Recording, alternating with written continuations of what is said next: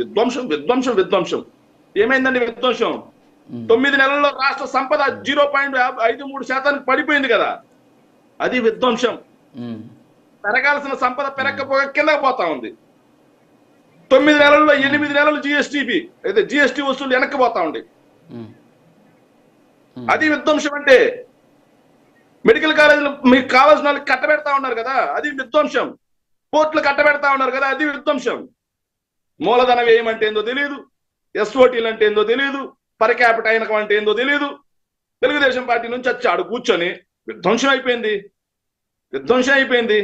గత 5 సంవత్సరాల నుంచి వాళ్ళు పాడిందే పాటరా పాచిపల్ల దాసరా అన్నట్టుగా పరిశ్రమలు రాలేదంటారు. మరి ఇవన్నీ ఎవరు తీసుకొచ్చారా అంటే దానికి మళ్ళీ సమాధానం ఉండదు.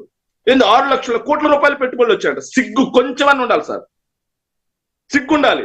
ఎన్టీపీసీ ఎవరు తీసుకొచ్చారు, ఎవరు క్రెడిట్ తీసుకుంటున్నారు? మిట్టల్ కంపెనీ అంటే సార్ పాపం వాళ్ళు ఇక్కడ పెడతామనే మాటే లేదు సార్. సార్ రాజు గారు, మీరు ఇన్ని సంవత్సరాల నుంచి చూస్తా ఉన్నారు, ఎక్కడైనా జూమ్ మీటింగుల్లో ఎంఓఈలు అవుతాయా సార్? రాజు గారు మీరు చెప్పండి. రాజు గారు, జూమ్ మీటింగుల్లో ఎంఓఈలు పూర్తయిపోతాయా? అర్తలాస్ మెట్టల్ తీసుకొచ్చి పెడుతుందంట, ఏది ఒడిశా నుంచి వచ్చేస్తుందంట. ఒడిశా ఇండస్ట్రియల్ మినిస్టర్ ఏమంటాడు, ఇక్కడి నుంచి రావట్లేదయా అంటాడు. ఇలా కనీసం ఒక ఎంఓయూ లేదు, ల్యాండ్ అలొకేషన్స్ లేవు, కానీ కంపెనీ వచ్చేసింది అర్తలాస్ మెట్టల్. ఎంత పెట్టుబడి పెట్టిందని 1,35,000 కోట్లు పెట్టుబడి పెట్టింది. 55,000 మందికి ఏదైతే ఉపాధి కూడా కల్పించేసింది సార్. ఇక ఎన్హెచ్పిసి జెన్కో సరే దాదాపుగా 1,00,000 కోట్ల పెట్టుబడి సార్. అది ఎప్పుడు చేసుకున్నాం sir agreement? August 22, 2023 AP Genco MD Chakradhar Babu, ఇప్పుడు కూడా ఆయనే ఉండేది, ఎన్హెచ్పిసి రిప్రజెంటేటివ్స్ మధ్యన ఏదైతే ఎంఓయూ జరిగిన దానికి వాళ్ళకి ల్యాండ్ అలొకేషన్స్ కూడా ఆ రోజే చేసాం. దాన్ని కూడా మళ్ళీ కొత్తగా ఎంఓయూలు, సిగ్గుపడాలి కొంచెం. బీపీసీఎల్ సార్, ఇది బీపీసీఎల్ కి సంబంధించి వైబిలిటీ గ్యాప్ ఫండింగ్ కింద 10,000 కోట్ల రూపాయలు స్టేట్ ఇవ్వాలి సార్. వాళ్ళు 1,00,000 కోట్ల రూపాయలు పెడుతున్నారు, దాదాపుగా దానికి సంబంధించి 10,000 కోట్ల రూపాయలు స్టేట్ ఇవ్వాలి. స్టేట్ దాని గురించి డిస్కషన్ లేదు, సెంట్రల్ దాని గురించి డిస్కషన్ లేదు. కంపెనీ వచ్చేసింది, ఆల్రెడీ 1,00,000 కోట్ల రూపాయలు పెట్టుబడి పెట్టేసింది. ఇట్లాంటి జిమ్మిక్ ఇక్కడ మీరు ఒకటి చెప్పండి సార్, ఒకటి చెప్పండి. ఇప్పుడు దేశ తలసరి ఆదాయంలో చంద్రబాబు నాయుడు గారు 2019లో దిగిపోయే నాటికి 18వ స్థానంలో ఉంటే, జగన్మోహన్ రెడ్డి గారు వచ్చాక 15వ స్థానానికి ఎదిగామని చెప్పేసి నేను ఒక మాట అన్నారు. ఇంకొక అంశాన్ని కూడా లేవనెత్తింది ఏంటంటే, మా హయాంలో వర్స్ట్గా ఉన్నటువంటి మంత్రిని తీసుకున్నారు, వాళ్ళ హయాంలో బెస్ట్గా ఉన్నటువంటి మంత్రిని చూపించి వేరియేషన్ చూపించారు అనేటువంటి అంశాన్ని కూడా ఒకటి లేవనెత్తారు. ఈ రెండింటితో పాటు నీతి ఆయోగ్ నివేదికను ఒక దాన్ని తీసుకొచ్చి, సో దీంట్లో ఏదో బాగా జరిగిందని చెప్పి చూపించేటువంటి ప్రయత్నం చేశారన్నారు.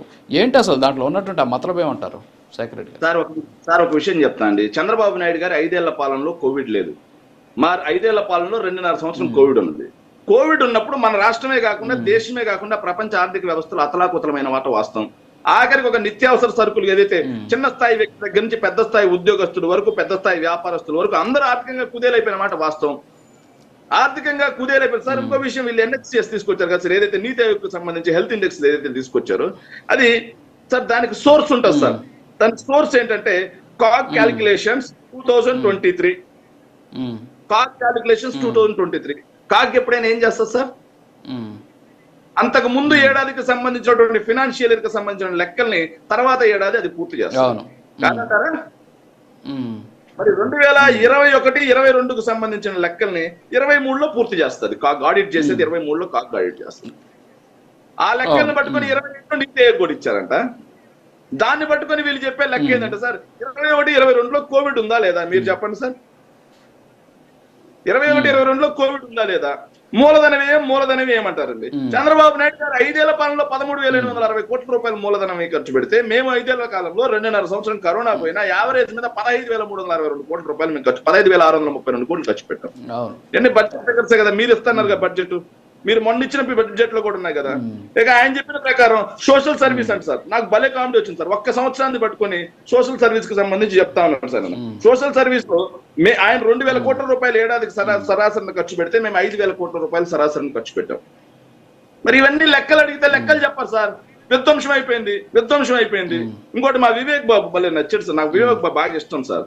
కాకపోతే ఒక విషయం తెలుసుకోవాల్సిన అంశం ఏంటంటే, ముందు శ్రీజ ఎందుకని చెప్పేసి మా బాబాయ్ గన్నుతో నన్ను కాలుస్తాడు, నాకు రక్షణ కావాలని అడిగింది ఒక్కసారి కనుక్కోవాలి మనం. ముందు